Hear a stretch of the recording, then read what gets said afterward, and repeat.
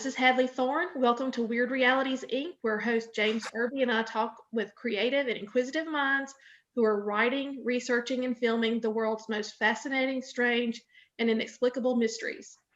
Today, we're going to be speaking with author Wallace Wagner Jr. about UFOs, government cover-ups, crop circles, giants, and how all of this relates to modern spirituality. James, I'm not sure about you, but I found this book intriguing and I am eager to hear more from Wallace. I am as well. I'm super excited. And I'd like to welcome Mr. Wagner. He's the author of Crossing the Crevasse. Wallace has been on Coast to Coast AM. He's been featured on WABC in New York and on other stations like KMOX, KISS, KFTK.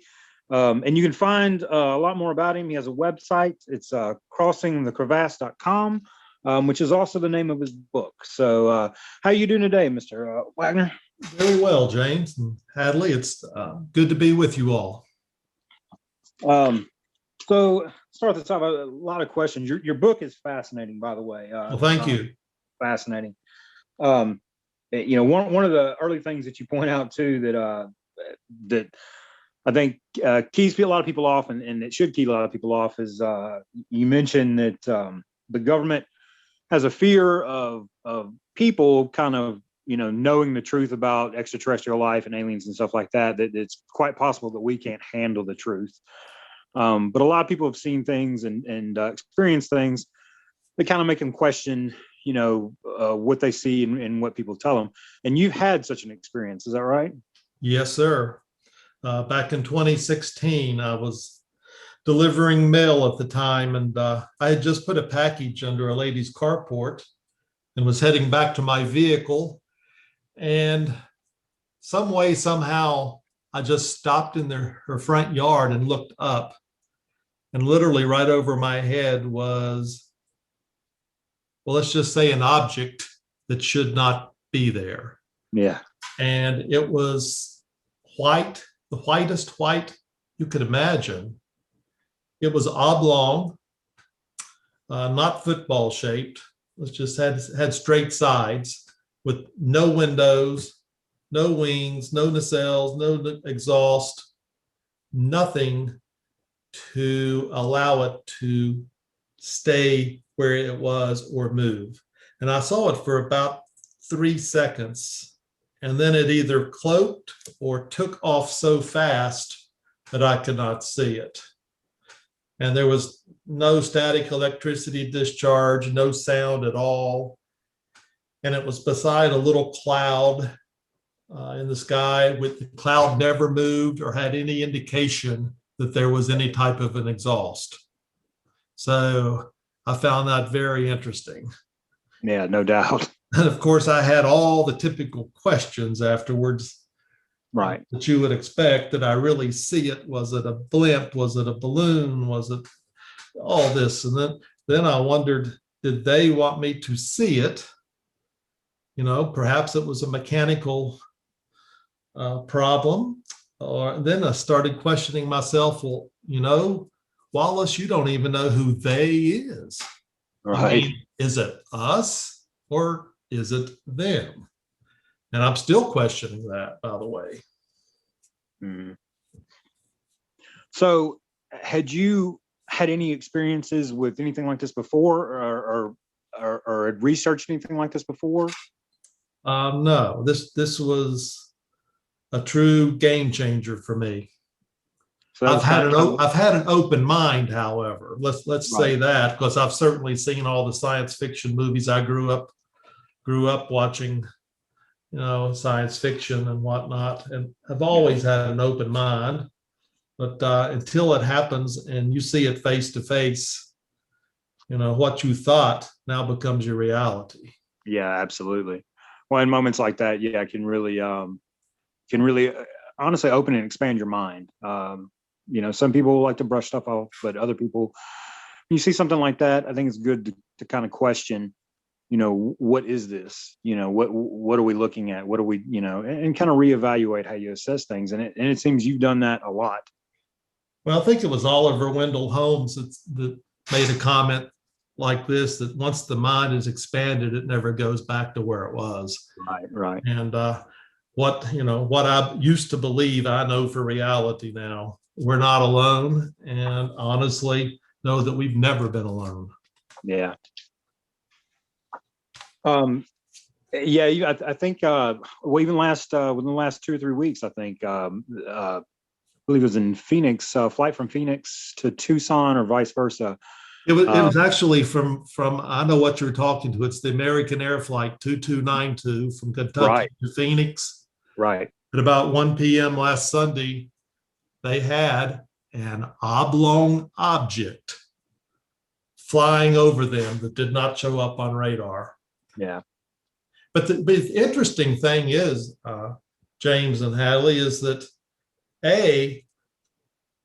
American Airlines did not dispute that. And B, we're allowed to talk about it, and it made news. And C, the pilots are still pilots. They didn't lose their jobs for saying they saw a UFO. Yeah. So we've come a long way since back in the 80s when the JAL flight over Alaska, what was that, flight 1628? That captain of that flight ended up losing his job because he dared open his mouth. Yeah. So we're heading in the right direction. Well, and I think was the naval pilot Chad Underwood within the last several years too. His reportings on seeing the tic-tac-toe, and I think it was in the USA Today and the New York Times. I believe it was headlines in one of those. Yeah. They're the ones that coined the term tic-tac, by the way. Yeah. I just copied it because it clicked in my mind, and I like tic-tac. So it really looked like a white tic-tac, which is what's on the cover of my book. Yeah.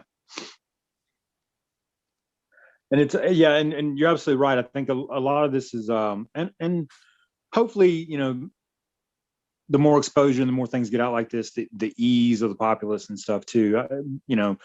It's a lot of things come across headlines as a blip, but they're there if you pay attention, a lot.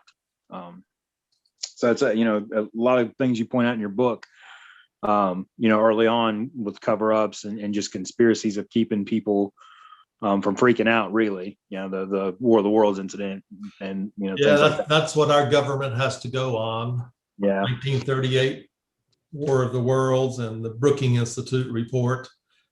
So anyway, we're just slowly making progress, and I hope it continues. And in some effort, or in some way, my book is an effort to get people to open their eyes. I kind of threw a wide net out there and see what I can catch, and maybe connect with a person, maybe with one of these chapters that's in here, whether it's the giants or the 6,000-year-old theory or crop circles or whatever, just to get them to expand their mind and to realize that a lot of things you see and a lot of things you hear may just be bits and pieces of the truth.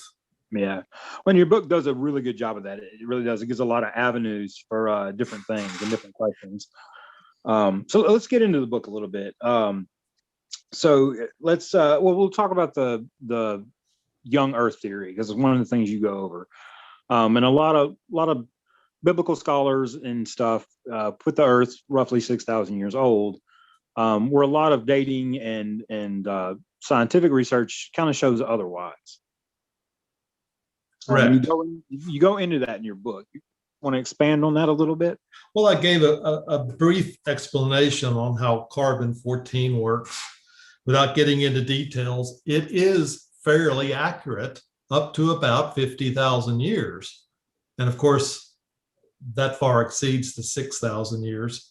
Anyway, so basically just using that alone without getting into other methods of dating, you can realize that the Earth is older than 6,000 years. And I get into other cultures as well. The Egyptians, for example, the Aborigines in Australia, for example, their lineages go back, 30,000 years or more. And that's getting to be more exact with the DNA analysis now. So, they weren't apparently wiped off the face of the earth with the flood. So That's another, I guess, topic we could talk about. Did the flood cover the whole earth? And how Yeah, long ago was the flood? yeah.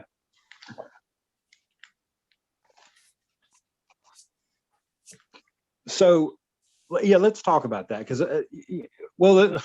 back up just a touch. A lot of people, the belief, because I was raised Catholic, and under, and researched a lot of stuff, and I still am a religious person, but also, I believe where the Bible was written with good intent, it is still the writings of man.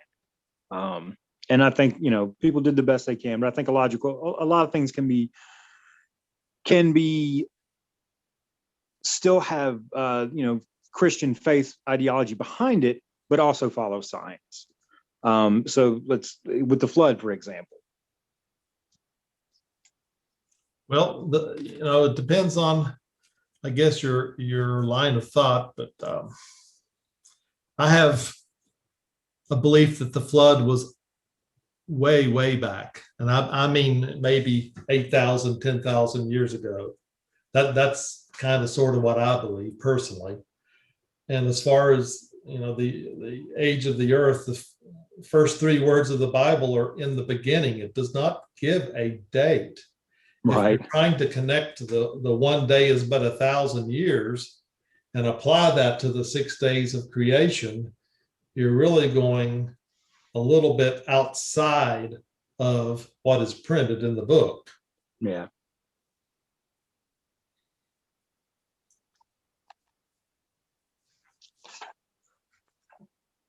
And you have, just talking about dating and age too, you've done a lot of research on like skeletal remains and body finds too that kind of predate what the idea that the earth is only 6,000 years old.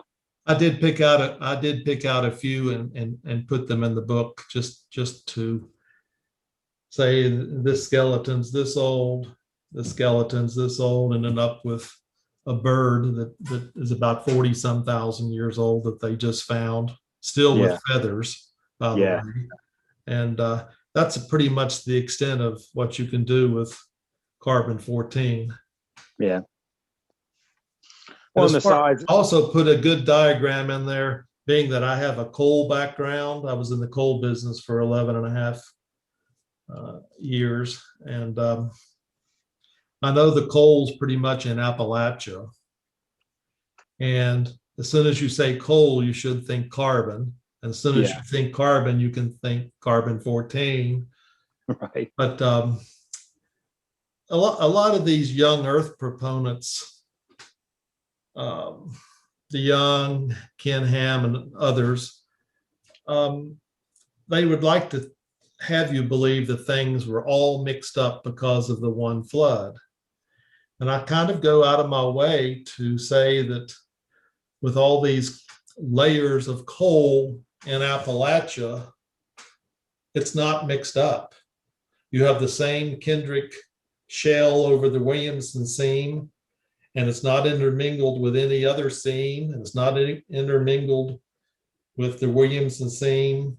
You have primarily metallurgical grade coals on the lower horizon because they've had more pressure. You have coals that lend themselves for utility purposes or making steam in the upper part of the horizon because they've had less pressure. Each of the seams are different. And as the deeper you go into the horizon, the less gas you have in the coal and the more carbon you have in the coal. Right. The gas is displaced with all the pressure. And you have high sulfur coal, you have low sulfur coal. What makes low sulfur coal would be an environment of fresh water. What makes higher sulfur coal is an environment of either brackish or salt water. And as you go down through these layers, which are easily aged, by the way, you realize that there's been salt water and then fresh water, salt water and then fresh water, salt water and fresh water as we go back through the eons. And none of that jives with the young Earth theory. Yeah. Another good topic that you go over is crop circles too. And a lot of information in here that I just wasn't aware of. It's kind of I think people thought of it as a fad in the 80s and stuff, but it's, still continues today. And, I know there were two gentlemen who kind of come forward and admitted, or said that they were doing the crop circles, but they kind of went back and kind of recanted on that. Yeah, but that didn't make the news. What made the news? Everybody was looking for an answer. You're exactly right. It was the hip thing to talk about in the late 70s and early 80s. Yeah. And everybody was looking for an answer, and the media gave them an answer. And then soon after that, as soon as you discussed it, it was taboo.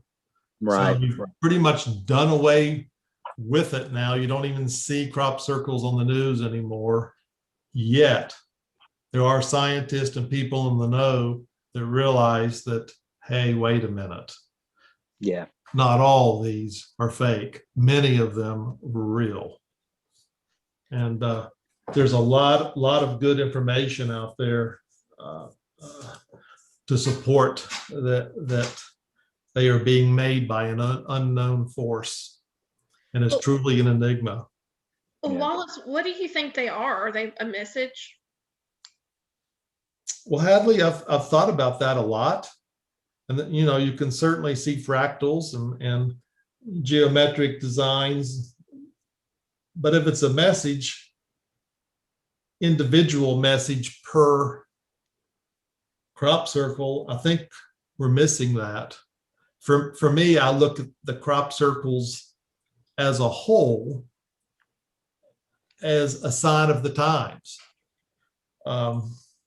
In the Bible, for example, we are told that there'll be signs in the heavens and signs on the earth. And I don't believe on the earth necessarily refers to people. I believe it's something physical that we would see. And so therefore, I feel that these crop circles are a sign from the other side, or from the unknown, if you will, that time is upon us, and perhaps the second coming is in the near future.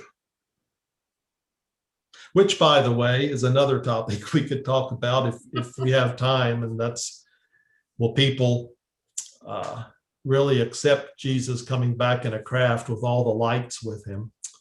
We can get into that a little later, but that's an interesting topic. Definitely.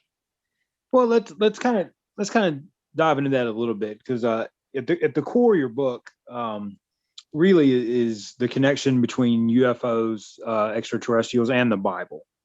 And all the symbology and a lot of the paintings, and especially early paintings that they found and have. And I think you do a really good, you have a really good way of presenting in your book of showing the images, giving the information, and letting people look and kind of research and go down these paths themselves. Thank you. Yeah. Let's say that,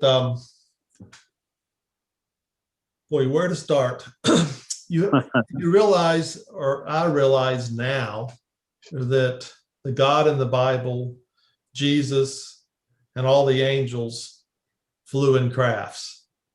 We can start with Ezekiel, which is basically a no-brainer.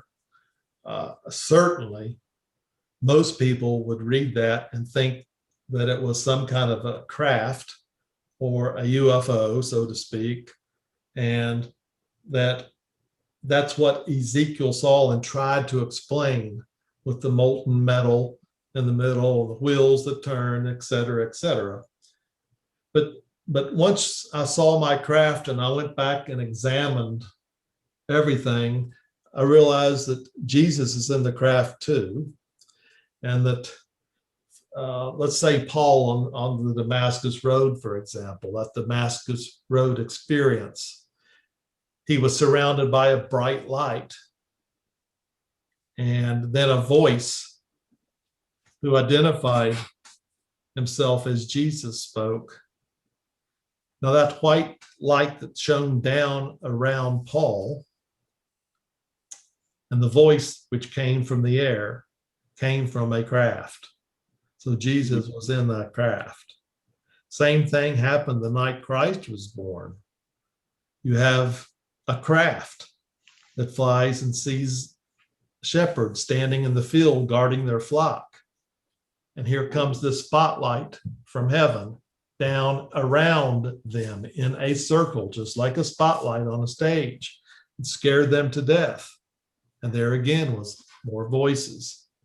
So you have these lights that shoot down, and you'll see several pictures in the book that have those lights shooting down from a craft.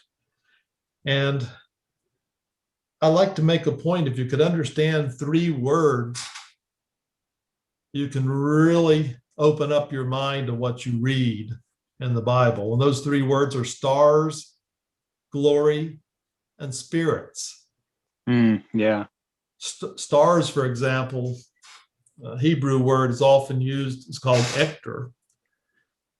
The people back then only had 7,000 words in the Hebrew language. So Right. You have to really understand the context. And many words were used for many different things, but some words were used individually for a lot of things. And any light they saw in the sky, regardless of whether it was a planet or a sun or a moon or a craft, they called a star. So stars moved, which we can talk about a little later, and those lights that moved in the sky, they called stars. Glory is the hardest word to define in the Bible. Sometimes the Hebrew word hadar is used, but it really refers to the brightest light you can imagine, a radiant light, which can either go out in all directions or be focused into a beam. And that's what I like to think about when you hear of the word glories streaming, which is like in Silent Night. That's those focused beams lighting the ground in a circle. Yeah, more of a literal context than figurative. And lastly, the word spirits, very interesting. We think of a spirit as an entity that we can't see, that has no mass, no defined boundaries, that's translucent and whatnot, that we just really can't see. But what if I were to tell your listeners that there's other meanings for the word spirits, and one of those meanings, which I've developed myself, really is a spirit can be a craft. And I get that from nowhere other than Zechariah, when he talks about the 4 horses coming out of the bronze mountains. And those 4 horses, different colors, by the way, are spirits.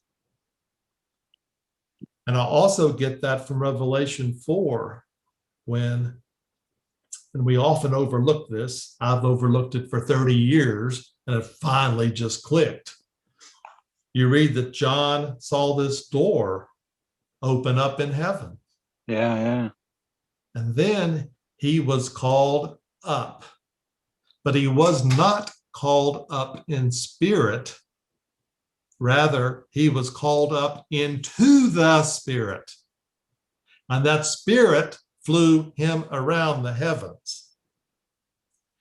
This can also be applied to Jesus's baptism, when the spirit came down, and then there was the voice from that spirit.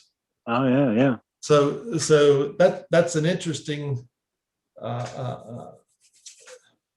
way to look at the word spirit as you read your Bible. And in doing so, you'll find many instances where it's just not a formless entity.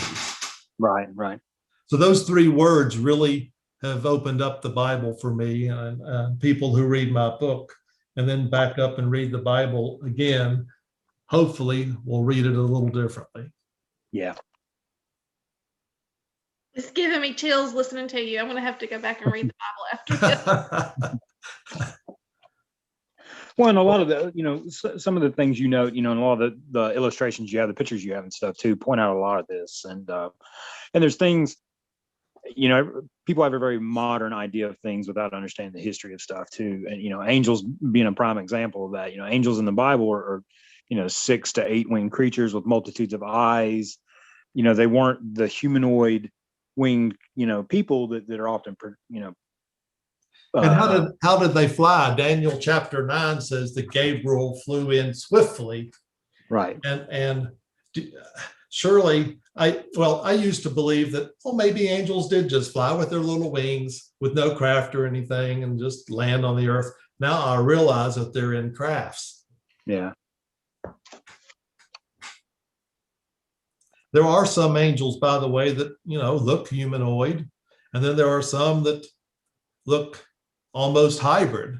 And then there are some, like you mentioned, that have multiple wings and whatnot. So we have an array of angels. So there's a pecking order. So you might have cherubim, you may have seraphim, you may have a regular angel, you may have an archangel. So I was just going to ask you that. Do you believe that the different courses of angels perhaps, are definitive of the different crafts or perhaps the aliens themselves? I figure it's probably the aliens themselves. And I don't want aliens to scare anybody because we're all aliens. Yeah. But I believe the universe is absolutely positively full of life. Yeah. And it's both malevolent and benevolent. And that's supported by Linda Moulton Howe's books, that there's good and evil out there. But if the evil won, we wouldn't be here. So somebody's protecting us and allowing us to develop and grow. So that's something to keep in mind. Yeah.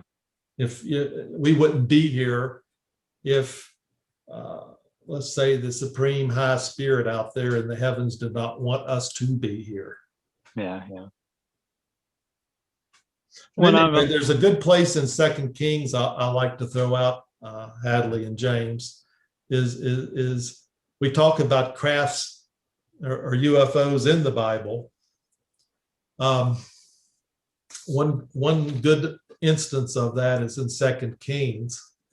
And I would like to read that if I could. Please. It's in 2 Kings, verses 15 through, we'll go through 18. Now, when the attendant of the man of God had risen early and gone out, behold, an army with horses and chariots was circling the city. Now, the city is on the ground, on the earth, and those are real horses and real chariots. Continuing on. And his servant said to him, "This is hopeless, my master. What are we to do?" And he said, "Don't be afraid, for those who are with us are greater than those who are with them." Then Elijah prayed. Now that's Elisha, not Elijah.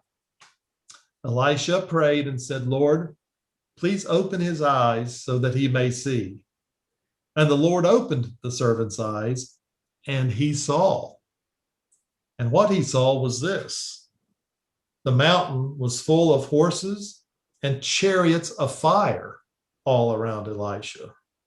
Not just regular chariots, chariots of fire. Not on the ground, but up where the mountains are. And then these chariots and horses of fire, or chariots of fire and horses, came down to Elisha. And Elisha prayed to strike the enemy with blindness, and that's what happened. So several things this brings out. One is, for a non-prophet human, we just might not be able to see these crafts that are around us. That does not mean that they're not there. I mean, we just can't see them. Yeah. In other words, they were cloaked until the prophet of God prayed for the servant to see them.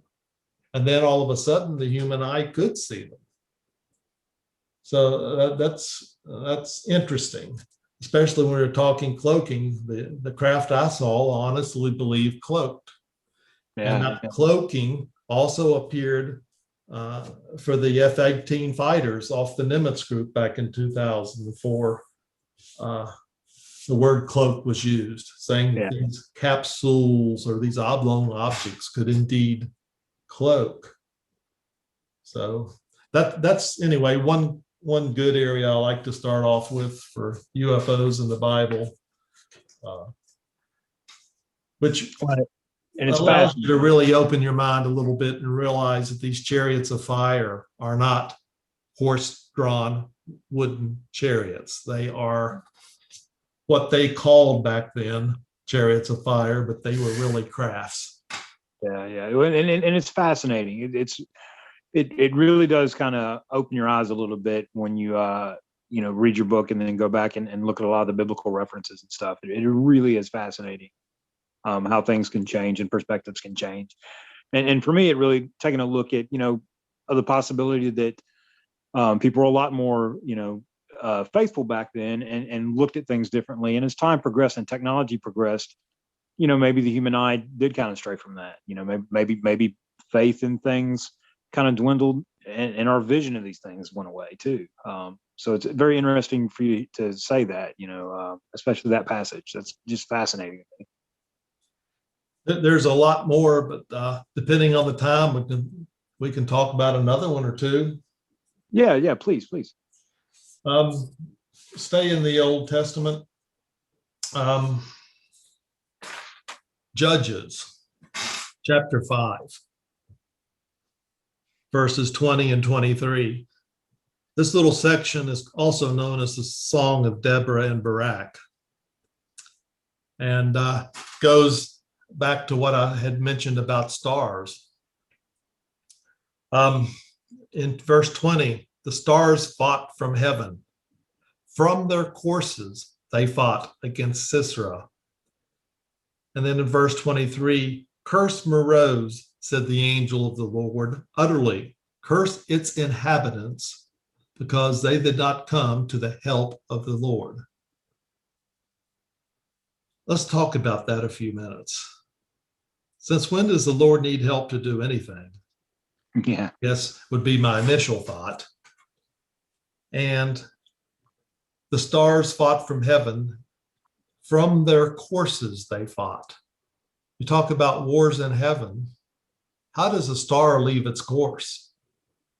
It must not be a star then, huh? And you have this scattered in books that did not make it in the Bible, as well as other books. These stars, what they call stars, move from east to west and west to east, and they fight in the sky. They're not stars. So we need our audience to realize that. And this curse Meroz, spelled M as in Mary, E-R-O-Z. You look that up in a commentary and you get several answers.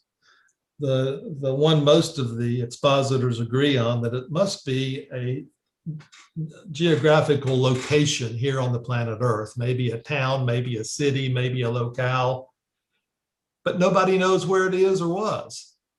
So you get all these conjectures. It was here, it was there, it was here, it was there. Now, of course, that makes sense for the Bible-believing crowd to keep it here on the earth. Unfortunately, the Jewish Talmud says otherwise. It says Meroz is a celestial object, another planet. Now you read that into this, and it makes so much more sense. The inhabitants of that planet, Meroz, did not come to help the Lord. And that just opens it up for you.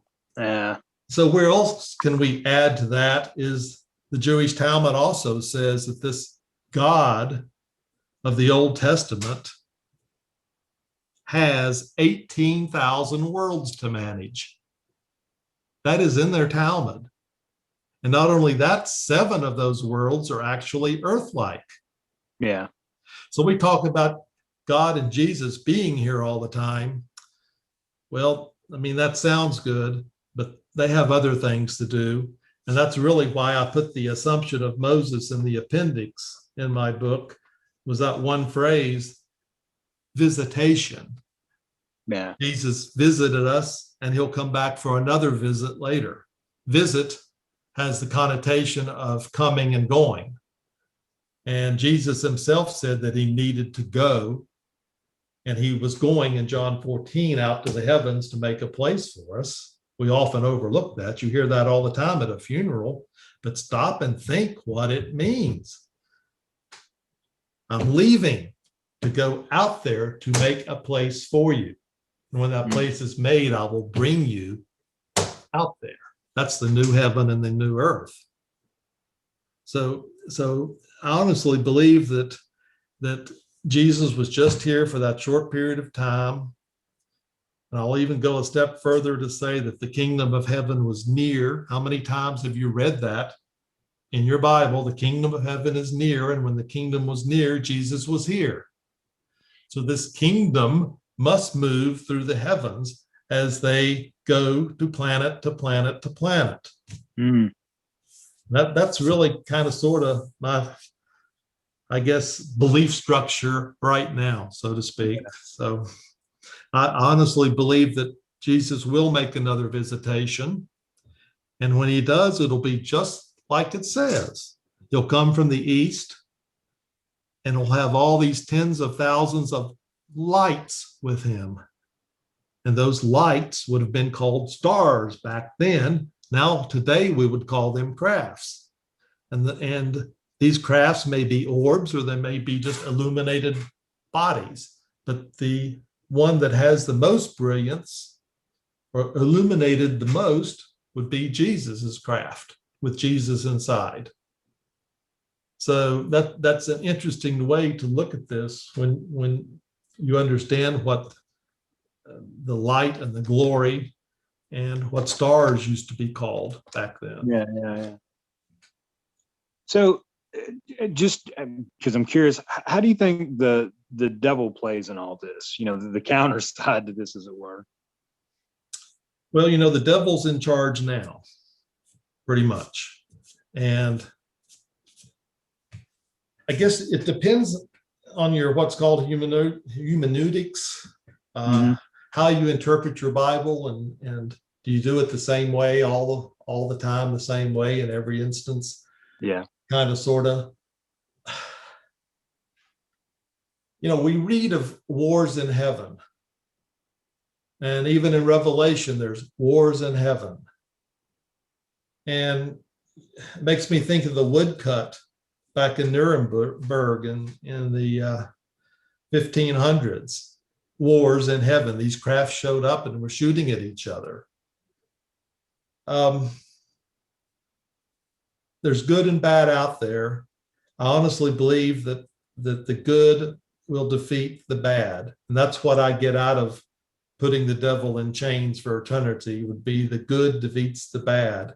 But the actual wars and conflicts are taking place now, when and where we can't see them.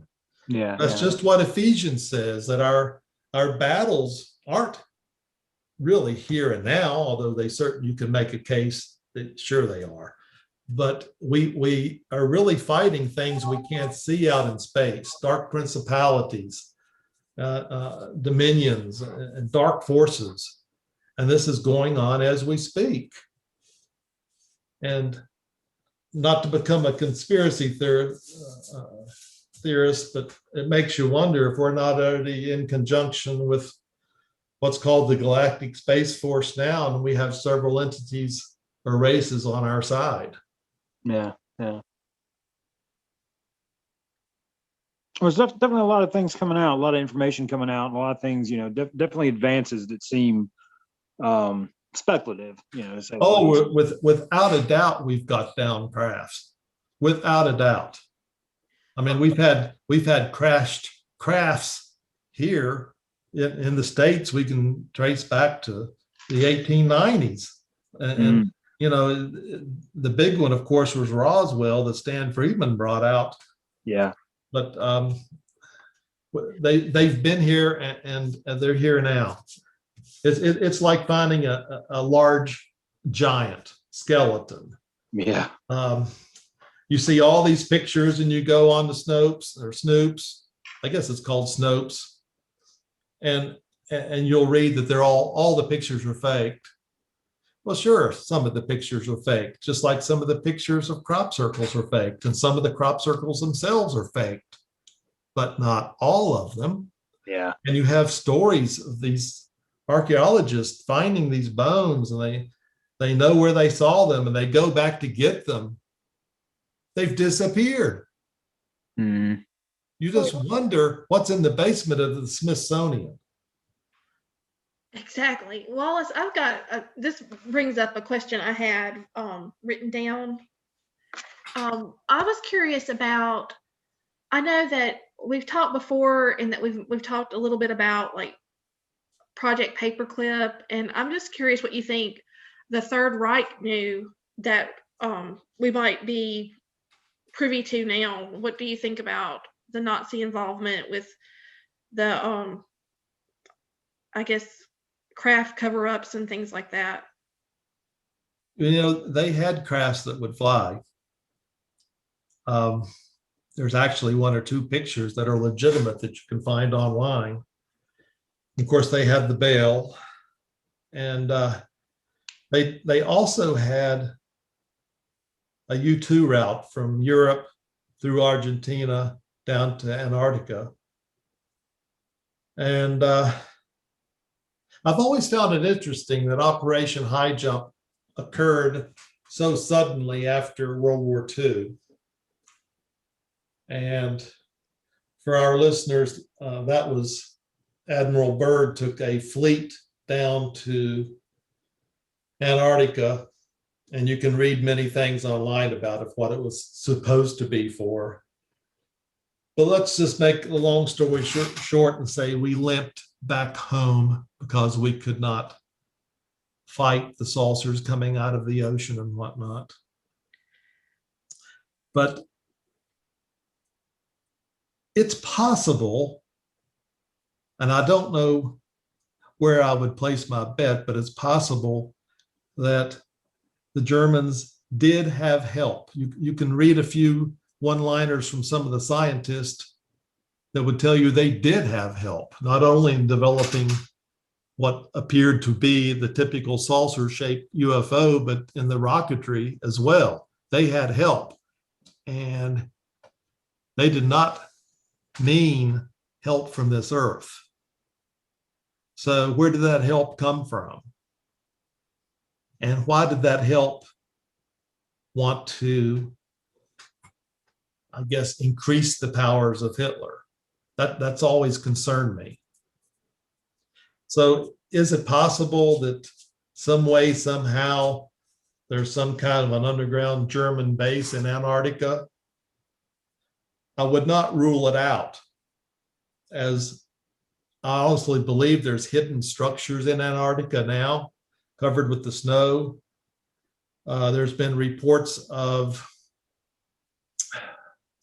scientists being lost, and then a plane flies in to pick them up. And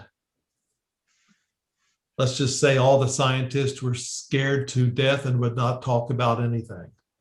There's this hole in the earth down there that no one's allowed to fly over. It's restricted airspace. And apparently these people got involved with that some way, somehow. And let's just say that there's some unknowns. So I'm answering your question is I really don't know, but I have an open mind. Yeah. Sadly. And that You also had, by the way, you also had that cryptic text from the astronaut, Buzz Aldrin, which showed up and stayed a few minutes and then disappeared. He had been down to Antarctica to see something and took ill and ended up in the hospital and made a cryptic text from his hospital bed that what we're doing down there was unbelievable and almost unlawful and whatnot, and it got deleted. So that's just something to keep in the back of your mind. Well, that brings me to my next question. I know that when we spoke on our pre-call a couple of weeks back, you had mentioned that you had an interview with one of the men involved with Project Stargate in regards to your upcoming book. You want to tell us a little bit about that? Sure. I've had such overall good response from Crossing the Crevice that decided to go one step further. And those that made a connection with Crossing the Crevice, as well as newcomers, would hopefully be interested in my new book called Within Grasp. It's going to be a book that's I guess, comprised more on spirituality than all the factual stuff, per se, that I put in Crossing the Crevice. I did do an interview with Paul Smith, Dr. Paul Smith, who was perhaps the longest participant of what ended up being Project Stargate. That project actually is comprised of remote viewers, and Project Stargate was just the last name that it had. It actually had gone by several previous names before that. Let's just say remote viewing is real. It's something that we were interested in on a government basis, but for some reason right now we're not, and that we can leave that open for speculation as to why. But remote viewing is interesting in that you stay in your chair, but you have the ability to take your being and leave your body and go to places. And a good remote viewer is right 70 to 80% of the time.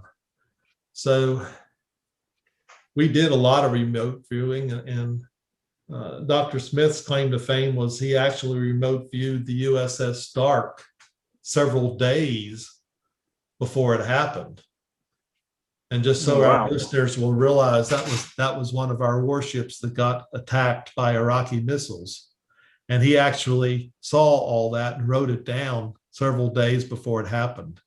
So I asked him, well, this time element, and it's easier to go backwards than it is to go forwards, because a lot of the forward stuff hasn't been decided yet.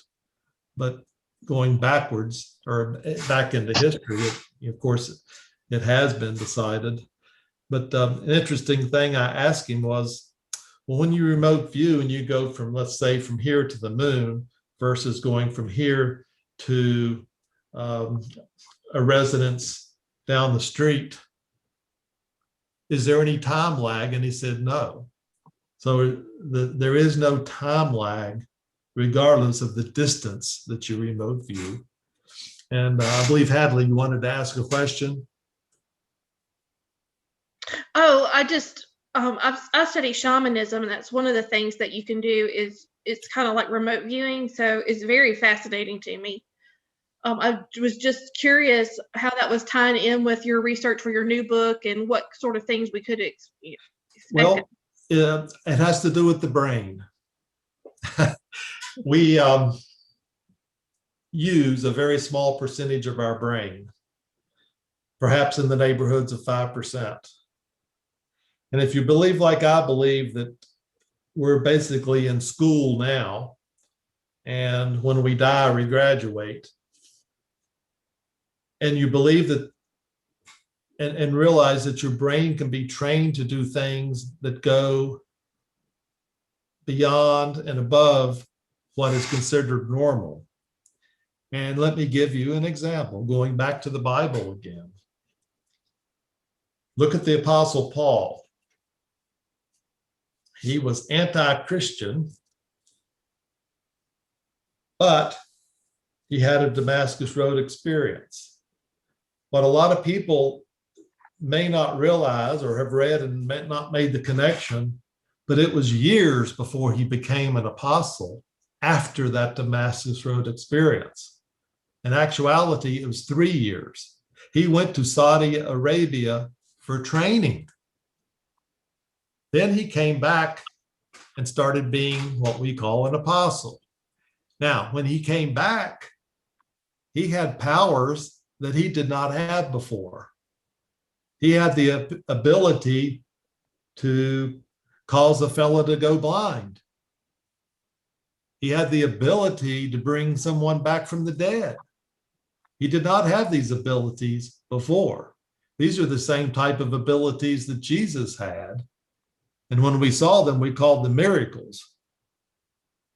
So that, stop right there and just think of what we can do with our mind. And I just use remote viewing as an example. There are remote viewing classes you can take now. It's something that you can actually learn to do. And it's this mind and this spirit that I'm focusing on in the next book.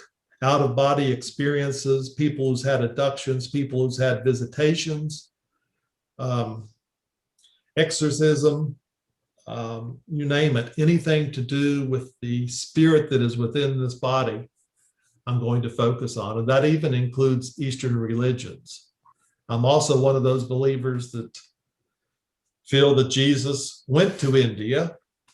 I mean, Jesus lived 33 years old, and we only have half of his life in the Bible. I find it very, let's just say, interesting that you have all these missing years, somewhere close to 18. What did he do? Where did he go? What did he say? We're left in the dark if you're just reading the Bible.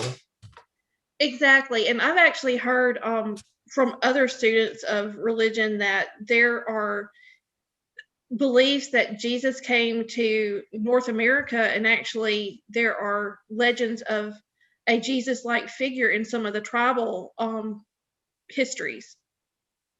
I have heard that, Hadley, and you can go to India and actually see where Jesus lived, and there's a grave for Jesus. Mm-hmm. I honestly believe that he either gave them training or received training. Now, it's hard to believe that Jesus would receive training, but you have to understand that the Hindus and the Buddhists, their history was developed separately from ours over here, and certainly separately from the Middle East. It's a different culture. And as James had said, their own crafts even. It's something completely different.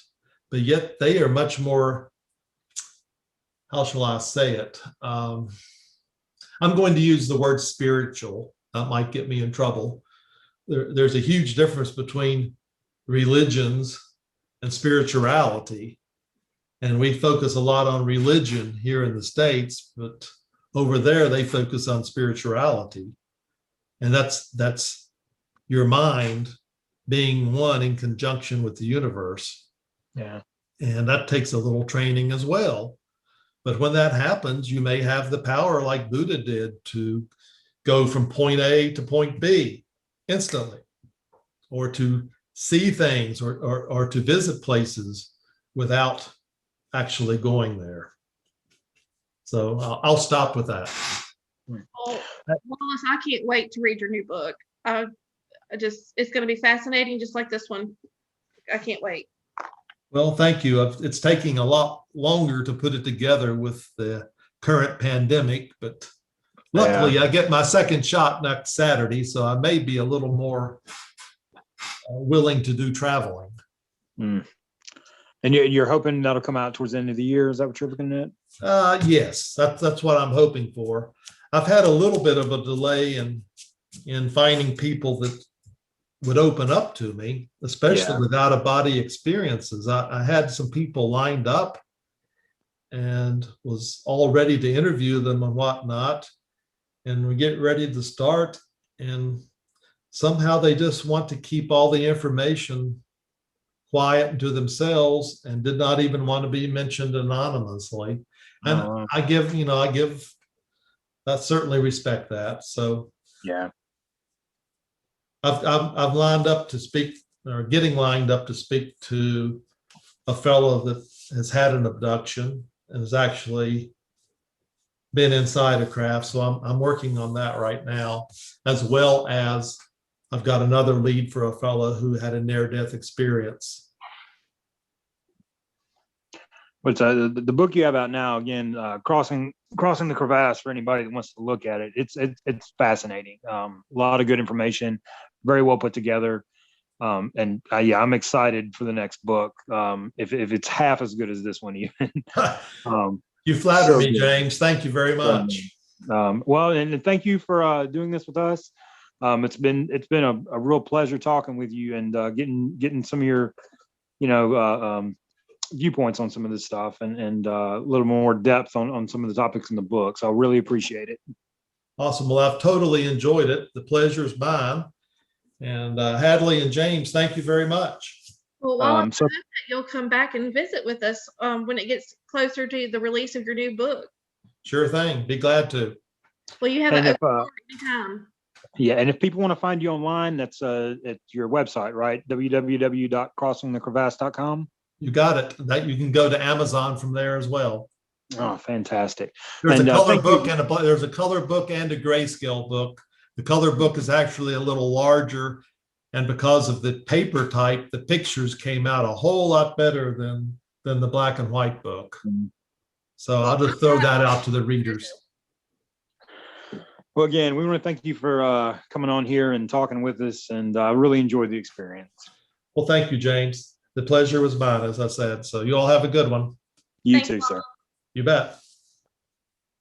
Well, that's going to do it for us, guys. I hope you enjoyed today's show. On behalf of Wyrd Realities, I would like to invite you to join us each month.